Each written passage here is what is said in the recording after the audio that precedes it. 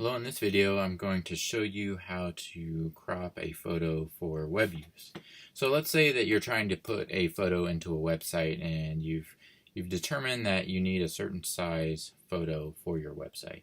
Let's just say that it is, let's say 300 pixels by 200 pixels.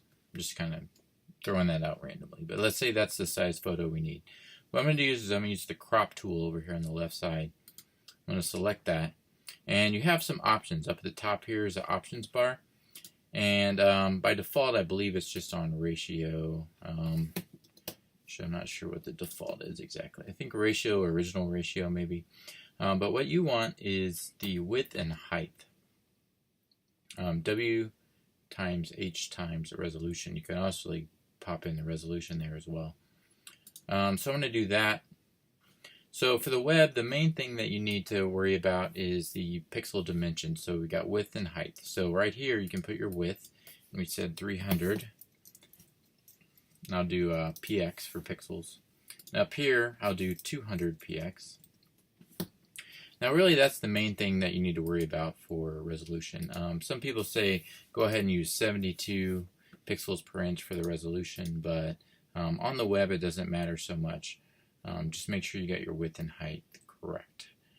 So now that you have that, your crop box here is now in that proportion.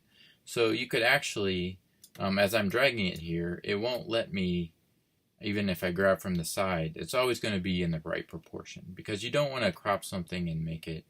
If you just resize this image to whatever you want, I'll show that in here in a second, you will not get the right result. You want this to be just cropped, not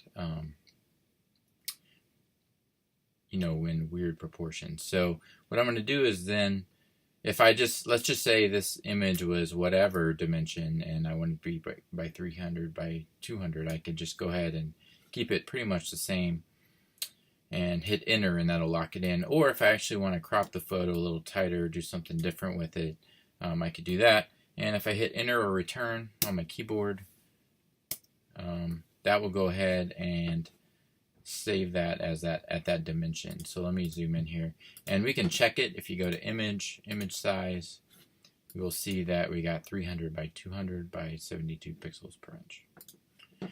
Now let me go back and show you what if you did it a different way. So let's just say that you said, oh well, let's just make this 300 by 200.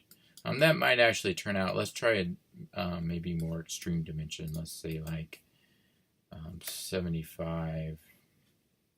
And that's not, let's say we want 75 by, or let's say 300 by 50, because I don't think that's going to be a proportion. You see how already in the preview it's definitely skewed.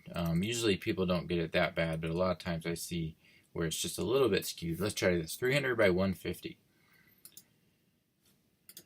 Now let's zoom in. Notice she's squashed. She's out of proportion. You don't want to do it that way. So let me go back. Let's say we wanted 300 by 50. So let's go to the crop tool. We'll go 300, and this time we'll pop in 50. Now we'll notice we might have a little bit of problem with this dimension because this photo isn't quite wide enough to get that dimension. It's kind of very narrow anyways. But if you did want to use this photo, this is pretty much the best you could do to get that that shape. Oh, actually we had 150 the last one I tried, so let's do that, 150.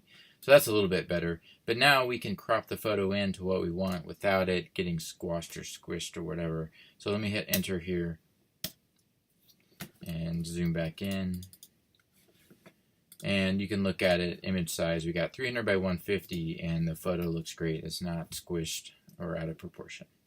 Hope that helps.